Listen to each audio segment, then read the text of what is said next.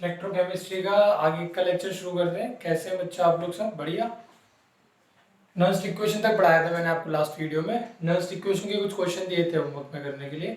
वो क्वेश्चन अभी इस वीडियो में नहीं करा रहा हूँ मैं। क्वेश्चन के लिए एक सेपरेट वीडियो लेके आ जाऊँगा, जिसमें आपको आज जो टॉपिक पढ़ाने वाला हूँ इस पे बेस कुछ क्वेश्चन और नॉन इक्वेशन वाले क्वेश्चन सारे मिला के करा देंगे।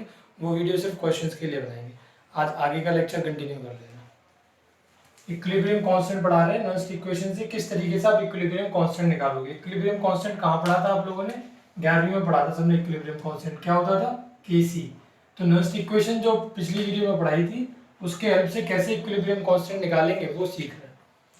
नॉन इक्वेशन अगर आप किसी भी डेनियल सेल के लिए लिखते हो तो डेनियल सेल के लिए क्या लिख रहे थे? रिएक्शन क्या होती थी? Zn + Cu2 positive Zn2 positive + Cu। पढ़ा के आया हूँ प्रीवियस दो वीडियोस में, प्रीवियस दो लेक्चर में यही पढ़ा हमने। अगर ये रिएक्शन इक्विलिब्रियम पे है, ये रिएक्शन अगर इक्विलिब्रियम पे है, कोई भी रिएक्शन अगर इक्विलिब्रियम पे होती है तो उसका जो सेल पोटेंशियल होता है, ई सेल जो होता है, वो क्या होता है? उसके लिए जीरो होता है। ये बात आपको याद रखनी है। ई सेल जीरो हो जाता है इक्विलिब्रियम पे। अगर कोई भी रिएक्शन इक्विलिब्रियम पे, मैंने कह दिया रिएक्शन इक्विलिब्रियम पे, तो इसके लिए ई सेल की वैल्यू क्या हो जाएगी? जीरो हो जाएगी। तो रिएक्शन इक्विलिब्रियम पे तो आप इसको ऐसे लिखिएगा, इस तरीके से। ठीक।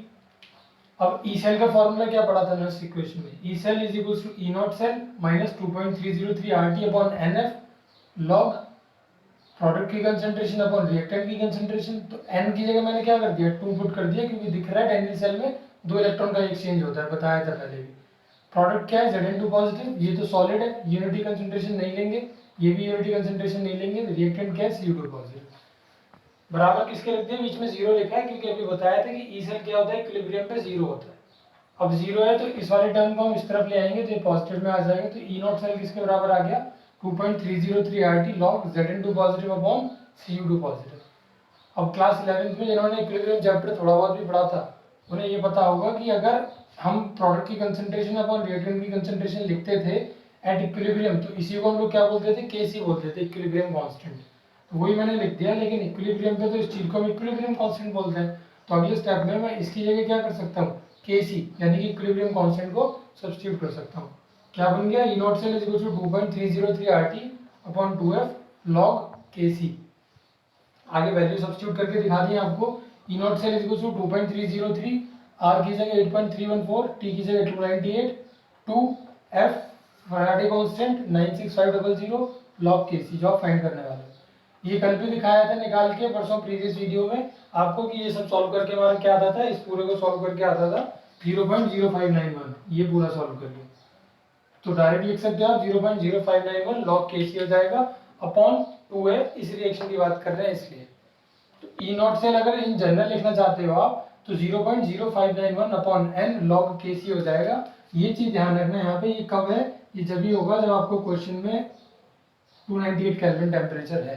टेम्परेचर मेंशन नहीं है, इसका मतलब भी 298 केल्विन होता है, लेकिन अगर टेम्परेचर क्वेश्चन में लिख दिया एट 300, एट 400, एट 500, इस तरीके टेम्परेचर दे दिया तो आप ये वाली चीज यूज नहीं कर सकते, आपको ये यूज करना पड़ेगा।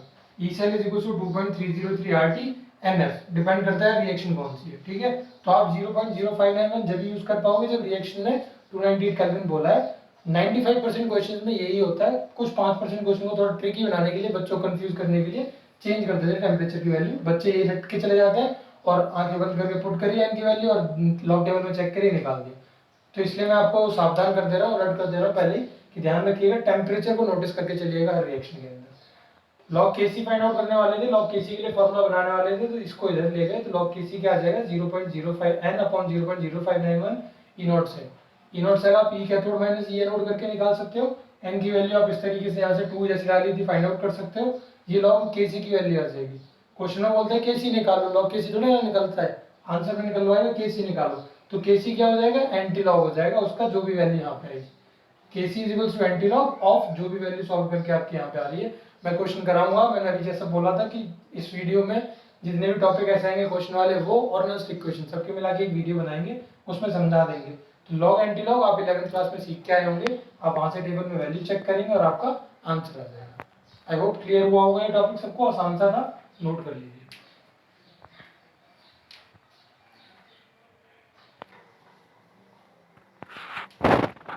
आप पढ़ रहे हैं इलेक्ट्रोलाइटिक सॉल्यूशन, एक पार्ट बोल सकते हो आपका इलेक्ट्रोकेमिस्ट्री का कवर अप हो चुका है, जिसमें हम डैनियल सेल इलेक्ट्रोकेमिकल सेल वाला पोर्शन पूरा कवर अप करा चुके हैं आपको।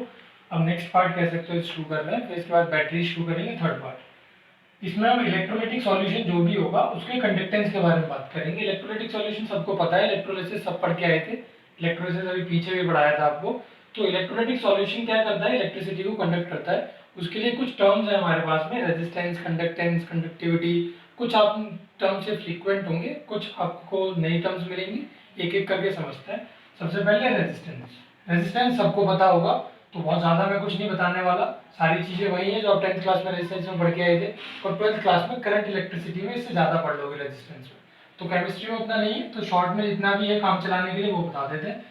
रेजिस्टेंस क्या होता है सबको पता है, वो प्रॉपर्टी होती है सब्सटेंस की जिससे वो क्या करता है, चार्ज के फ्लो को कंडक्टर के अंदर अपोज करता है। ज़्यादा से ज़्यादा चार्ज फ्लो ना हो, वो ऐसी कोशिश करेगा। ठीक है, रेजिस्टेंस क्या होता है, रेजिस्टेंस एक प्रॉपर्टी होती है जो किसी भी कंडक्टर के अंदर चार्ज के फ्लो को, चार्ज के मोशन को अपोज करेगी, रोकेगी। यानी कि कहने का मतलब ये है कि क्या करेगी, करंट को डिक्रीज करेगी। सबने पढ़ा था resistance directly proportional to length and inversely proportional to area, 10th class में पढ़ा था। कंबाइन कर लेते थे, एक रिलेशन बना लेते थे, R equals to rho L by, ये सब पढ़ा हुआ है। रो को रेजिस्टिविटी बोलते थे, रेजिस्टिविटी के 1 यूनिट ओम मीटर होती थी, जो यहाँ से निकाल भी सकते हो आप, ये भी पढ़ा हुआ है आपने। उसके बाद में अगर इस फॉर्मूले में मैं क्या कर देता हूँ, इस फॉर्मूले को मैं ऐसे लिख लेता हूँ, rho is equals to R into A upon, ऐसे लिखेंगे। ठीक है, ऐसे लिखने के बाद अगर मैं एल को 1 रख दूं और ए को भी 1 रख दूं, तो रो किसके बराबर आ जाएगा, आर के बराबर आ जाएगा। And what is rho, resistivity, and what is R, resistance. तो resistivity will be equal to resistance when the length of the conductor is unity, that is 1 metre, and the area of the conductor is also unity, that is 1 metre square. तो आप resistivity को इसी तरीके से define कर सकते हो कि किसी भी कंडक्टर की रेजिस्टेंस को हम रेजिस्टिविटी बोल देंगे। कब बोलेंगे ऐसे रेजिस्टिविटी से, जब बोलेंगे जब उसकी लेंथ 1 मीटर हो और उसका एरिया भी 1 मीटर स्क्वायर हो, तो उस टाइम पे जितना भी उसका रेजिस्टेंस है वही उसकी रेजिस्टिविटी हो जाएगी। वो हमने यहाँ पे डिफाइन कर दिया।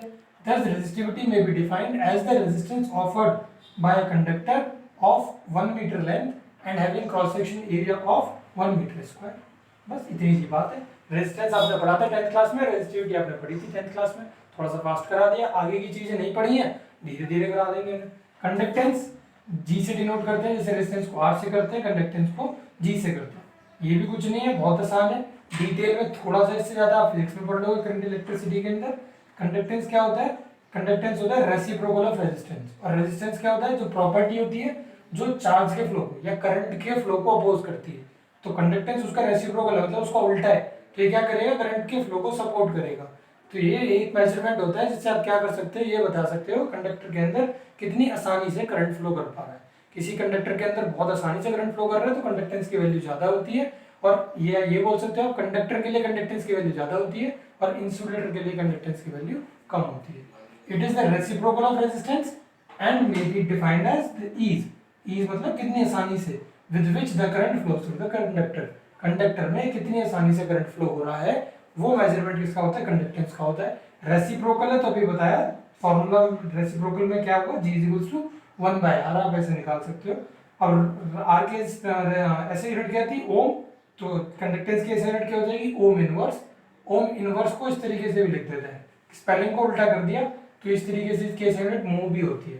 तो कहीं कहीं आपको मो लिखा हुआ मिल सकता है तो आप मो भी यूज कर सकते हैं, MHO उल्टा कर देते हैं MHO, ठीक है, या फिर ओम इनवर्स भी लिख लेते हैं। ये आपके नोट्स में मैंने नहीं लिखा हुआ था, वहां पे नोट्स में नहीं है, आप इसका ऐसा यूनिट को ऐड कर लीजिएगा अपने नोट्स में, ठीक, नोट करो।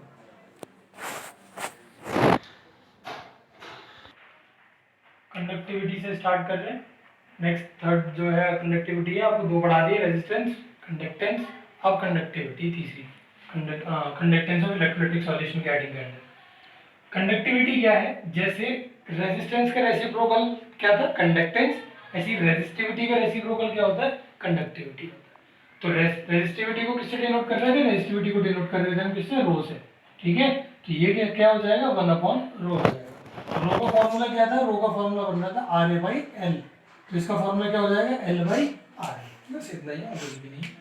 Conductivity it is the reciprocal of resistivity, denote किससे करते हैं, ये साइन है, ये K जैसा बनता है कुछ, बुक में आपको K जैसा दिखेगा, लेकिन हम इस तरीके का भी बना सकते हैं। इसको बोलते क्या है, इसको बोलते हैं कप्पा। ठीक है, कप्पा इज इक्वल्स टू 1/रो। 1/रो, रो इसका रेसिप्रोकल कर दिया, क्या हो जाएगा, L/RA हो जाएगा। 1/R क्या होता है, कंडक्टेंस, तो इसके लिए क्या लिख सकते हो, G। L/A ऐसे ही आ गया, समझ में आया ना सबको। मैंने क्या करा, 1/R की जगह पे क्या सब्स्टिट्यूट कर दिया, G सब्स्टिट्यूट कर दिया, G इंटू L/A। ठीक, अगर L एक हो जाए और A भी एक हो जाए तो क्या हो जाएगा, कप्पा G के बराबर हो जाएगा।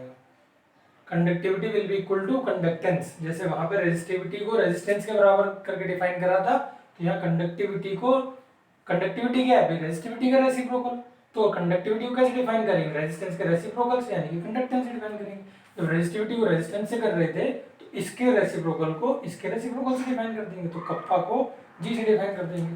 ठीक है, तो hence conductivity of an electrolytic solution, conductivity जो है इलेक्ट्रोलाइटिक सॉल्यूशन की, उसे कैसे डिफाइन कर सकते हो आप, उस कंडक्टर का कंडक्टेंस जो होगा वो कंडक्टिविटी होगा, अगर सॉल्यूशन जो है उसकी आप लेंथ कितनी ले रहे हो, 1 मीटर ले रहे हो, और एरिया ऑफ क्रॉस सेक्शन कितना ले रहे हो, 1 मीटर स्क्वायर ले रहे हो।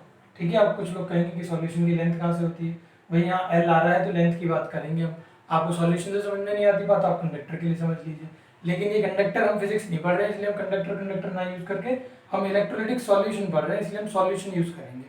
तो 1 मीटर लेंथ और area of cross section 1 metre square होगा, तो कंडक्टिविटी कप्पा जो है वो कंडक्टेंस जी के बराबर हो जाएगा। ऐसा यूनिट याद कर लीजिएगा, नहीं है ऐसा यूनिट, ऐसा यूनिट क्या होती है इसकी, साइमन मीटर इनवर्स। ये किसकी बता रहा हूँ मैं आपको, कंडक्टिविटी की ऐसा यूनिट बता रहा हूँ, साइमन मीटर इनवर्स। ठीक है, शॉर्ट में कैसे लिखेंगे, ऐसे इस तरीके से, साइमन मीटर इनवर्स, बीच में डैश लगाना चाहें तो आप डैश लगा सकते हैं, ऐसे भी लिख सकते हैं साइमन मीटर इनवर्स। लेकिन होता क्या है कि जो मोस्ट कॉमनली यूज करे जाने वाली यूनिट है वो क्या है, साइमन सेंटीमीटर इनवर्स है। जैसे वॉल्यूम की यूनिट ऐसे यूनिट क्या होती है, मीटर क्यूब होती है, लेकिन यूज कौन सी करते हैं ज्यादातर हम लोग, लीटर यूज करते हैं। तो उसी तरीके से इसकी ऐसे यूनिट साइमन मीटर इनवर्स होती है, लेकिन मोस्ट कॉमनली यूज करे जाने वाली यूनिट क्या है, साइमन सेंटीमीटर इनवर्स है। तो क्वेश्चन में ऐसा हो सकता है कि आपको साइमन सेंटीमीटर इनवर्स में गिवन हो, तो आप उसे मीटर इनवर्स में कन्वर्ट कर लोगे। इसके लिए मैंने आपको कन्वर्जन यूनिट यहाँ पे लिख के दे दी है, इससे आप याद रखिएगा।